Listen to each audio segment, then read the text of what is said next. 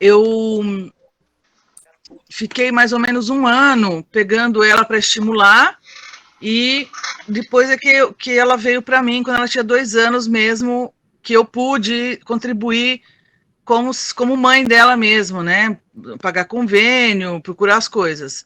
Até então, como eu atendia ela, como professora da Unisanta, que era a universidade que era a faculdade de física da Unisanta, então eu indicava os atendimentos. E como ela era da casa da avó Benedita, lá eles são muito rigorosos com isso, eles tratam muito, muito bem as crianças. Então, ela encaminhava para todos os atendimentos, ela ia para fisioterapia, ela ia para TO, para fono, tudo desde pequenininha. O ortopedista dela é o mesmo até hoje, desde que a avó Benedita, eu indiquei ele, a avó Benedita foi até o Hospital das Clínicas fazer o tratamento com ele, e depois que eu passei para o particular com ele, pela CD, mas primeiro foi a avó Benedita que levou. Então, ela fez o tratamento muito precocemente. No primeiro ano, saiu um pouco prejudicado o tratamento dela, porque ela ficou internada muitas vezes, porque ela tem broncodisplasia, né, que por causa da ventilação mecânica que ela ficou com uma sequela pulmonar, tipo uma bronquite. Então, ela ficou internada quase o primeiro ano todo. Então, quando ela ia nas terapias, ela conseguia aproveitar muito pouco. Aí, depois que ela veio morar comigo, ela teve uma melhora muito grande dessas crises, e aí a gente conseguiu estimular ela um pouco melhor. Não conseguiu a foto, Will? Tá sem som, Will.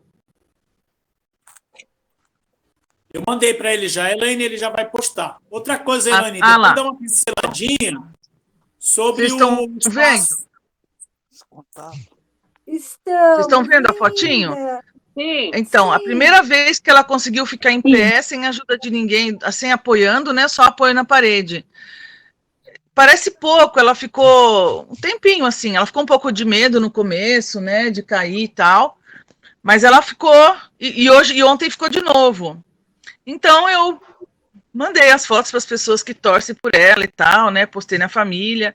Porque, tá em pé, não é nada e tal, não andou, não fez nada, mas são 20 anos, né? 21 anos de luta aí que a gente consegue chegar em algum resultado. Para mim é um resultado muito importante. É mais do que eu imaginei que poderia acontecer, né? Mas acontece o seguinte, são as condições também, né? Porque você tem... Eu vou falar um pouquinho agora de como é a classificação da paralisia cerebral. Começou um cachorro a latir aqui, não sei se está incomodando muito. Não é o meu, tá? Então, aí você tem a paralisia cerebral, a gente tem 5 graus, né? A letra, são as letras assim, G, M, F, C, S, que é Gross Motor Function Misery, que é a mensuração da função motora grossa.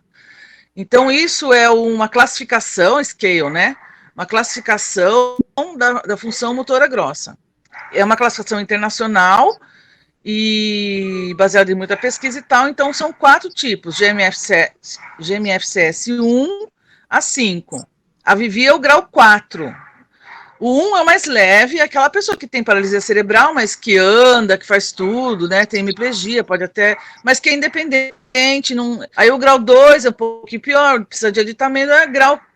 Até o grau 3 a pessoa ainda anda, mas com uso de andador, assim, às vezes anda dentro de casa, mas comunitariamente usa uma cadeira de roda.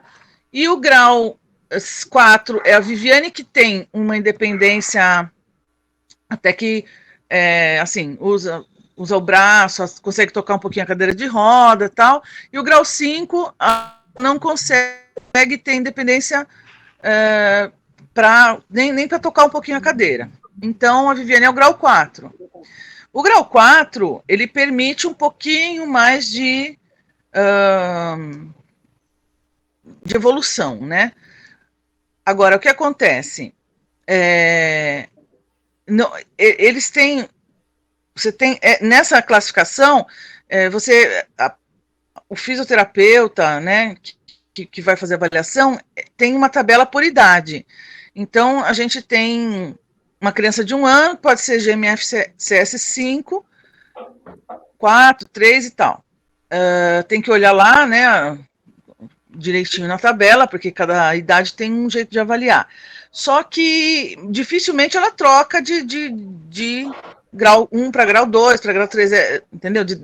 Desce, né, de grau 4 para 5, mas pode acontecer com muito tratamento e tudo. Mas dificilmente uma pessoa que é grau 4 vai um dia chegar a ser grau 2 ou grau 1. Isso é uma coisa que a gente não vê. O prognóstico de marcha de uma pessoa com paralisia cerebral, principalmente a espástica, né? Porque você vê o Léo, ele tem paralisia cerebral, mas ele é um tipo de paralisia cerebral que tem o tônus flutuante. O tônus do Léo não é espástico. Em nenhum momento o Léo foi espástico. Eu conheço ele desde pequenininho, eu atendi ele muitos anos. E ele começou a andar agora, na vida adulta. Então, esse tipo de PC tem um prognóstico de marcha até a vida adulta. E o Léo foi bastante bem estimulado também, né? Não tem deformidade, porque embora não haja espasticidade, pode haver deformidade por postura fixa, por um monte de coisas. E o Léo não tem, e o Léo conseguiu chegar agora na vida adulta e conseguiu andar. Ele não anda comunitariamente, porque ele não tem equilíbrio para isso, mas ele consegue andar espaços curtos, de mão dada e tal, com o apoio de alguém. Mas, geralmente, no caso do espástico, puro principalmente, é assim, se uma criança, ela senta até 1 ano, você praticamente pode dizer que ela vai andar, né? Pode demorar para andar, mas ela vai andar. Se ela demora para sentar, ela vai sentar só com 2 anos, eu digo sentar ela sozinha, ela adotar a postura sentada. Aí você já diz, sentou com 2 anos e meio, tudo bem, pode ser que ela ande, mas talvez ela precise de uma goteira, de uma bengala, de um andador. Se ela demorar a sentar para cima de 3 anos, legal, a gente não pode falar que marcha quase que um prognóstico inviável para ela. Então, a Viviane, ela não conseguiu sentar, na verdade, ela não senta sozinha até hoje. Então, ela já tem um prognóstico de marcha bastante limitado, né? Então, o que ela ganha, para mim, é um ganho muito, muito alto, né? Então, mas à base de muito trabalho também. Eu tive muita dificuldade, porque eu tenho que trabalhar o tempo todo, eu adotei ela sozinha não, né? Sozinha, digo, de um pai, né? Eu tenho a minha mãe, a minha irmã, que são um apoio muito, muito importante para mim, e eu tive o presente de Deus, que foi a pessoa que cuida da minha filha. Ela está comigo desde o dia que a minha filha entrou na minha casa. É muito engraçada essa história, porque ela veio para fazer a entrevista, porque minha mãe estava precisando de uma ajudante. E no dia que ela veio, a Vivi estava em casa, porque eu tinha pego para estimular, porque uma outra família ia adotar ela, não era eu que ia adotar. Então eu peguei para estimular porque ela era muito grave, e ia demorar um pouco, era adoção internacional, então ia demorar um pouco, então eu comecei a pegar, senão ela ia perder muito, né? Aí a Tereza veio, entrou na sala, olhou e falou, nossa, ninguém me falou que tinha uma criança aqui nessa casa. E daí ela começou a trabalhar lá, mas na verdade a criança não era da casa, depois ela viu e tal, mas no fim a criança ficou, ela também ficou, ela tá comigo até hoje. É uma segunda mãe para minha filha, né? Então eu tive apoio, né? Isso é importante de falar, que a gente não faz as coisas sozinha, não consegue. E a fisioterapeuta que é a fisio da minha filha, hoje já são várias fisios e tal, mas é sempre a mesma clínica que eu tenho a referência, que é a Cláudia Alcântara, que ela também atendia a minha filha antes de eu conhecer minha filha. Ela conheceu primeiro a minha filha do que eu. E ela sempre atendeu ela e sempre acompanhou ela com tudo. Então, mesmo teve épocas que eu não conseguia colocar ela na clínica, que eu tive que colocar ela em outros lugares, associações, fiz em outros lugares, mas a Cláudia estava sempre de olho nela, né? Sempre indicando as coisas e tal, conseguir as vagas dos lugares que ela sabia, porque a gente não tem acesso. O tratamento é caro, na verdade, né?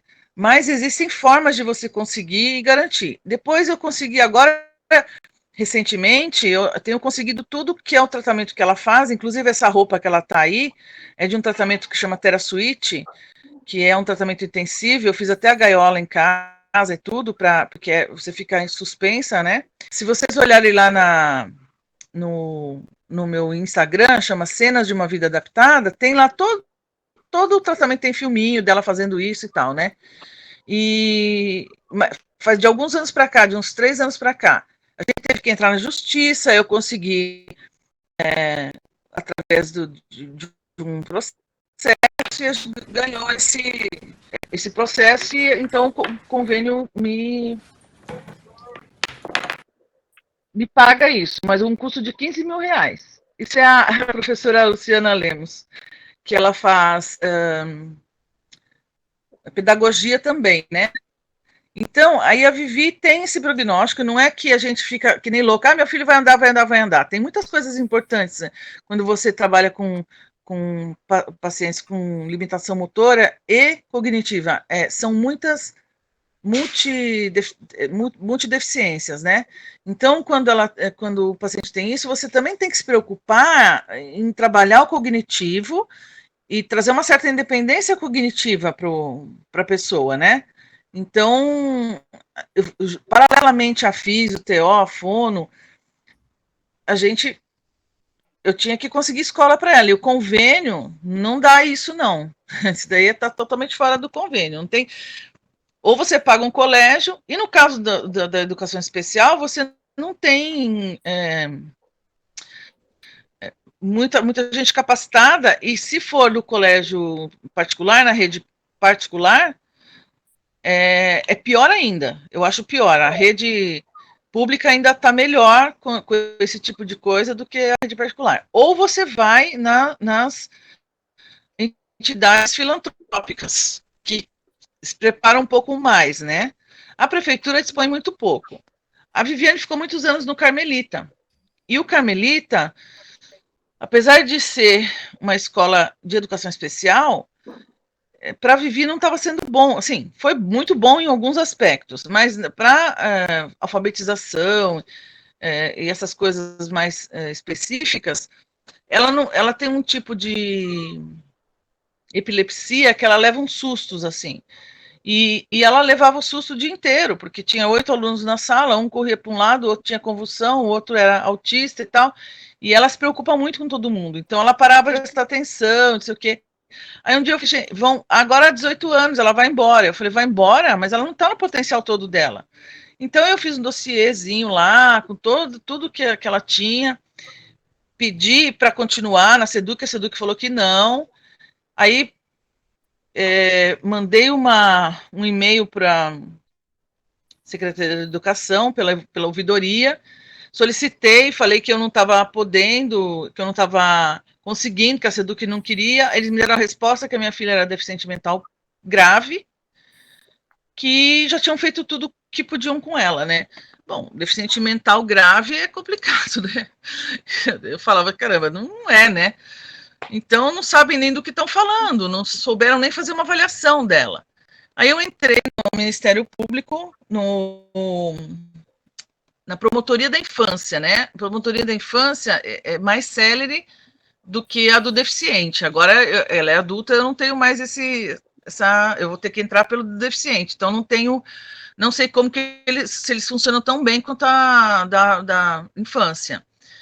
Aí o promotor pediu para a prefeitura mandar o porquê que eles acharam que ela era deficiente mental profunda e não tinha o que fazer, eles não tinham o que falar, então mandaram uma professora em casa para ela.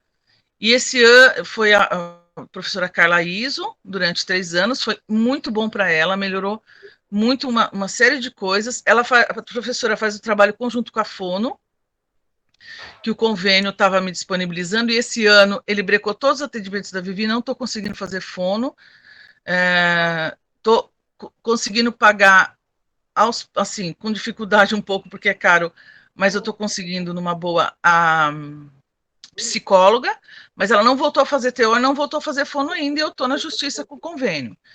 E ela está fazendo a professora, e a professora desse ano ainda não falou com a fono, mas a outra professora dela teve orientação da fono o tempo todo, porque ela fazia através do convênio.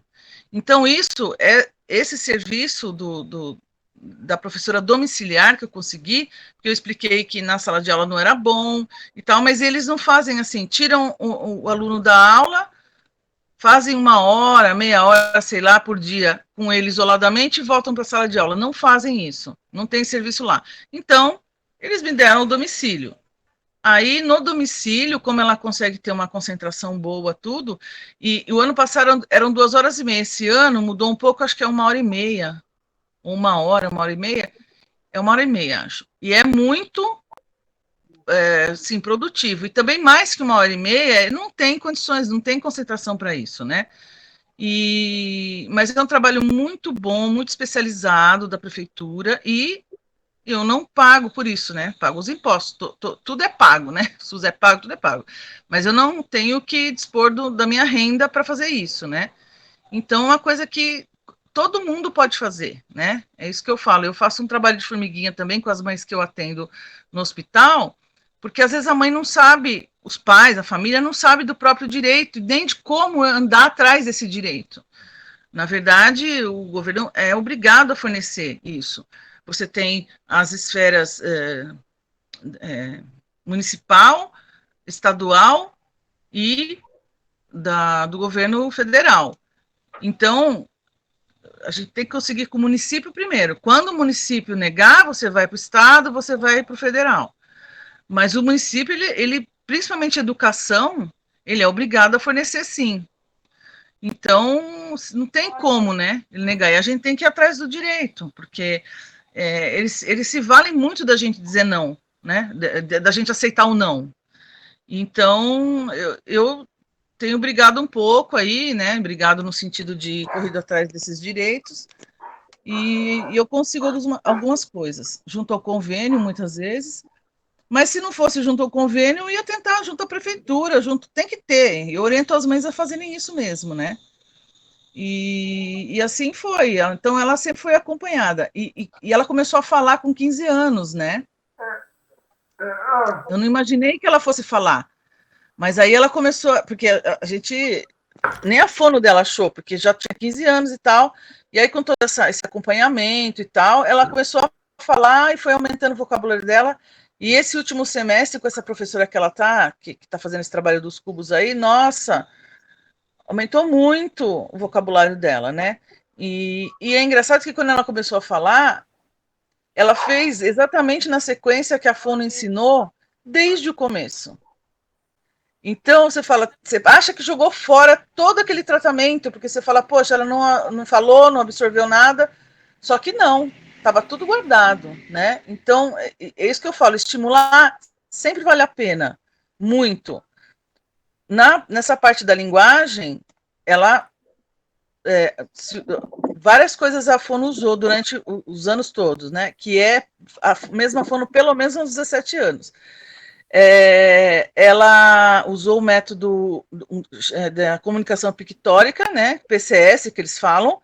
Então, o Léo conhece, usou bastante também, né, Léo?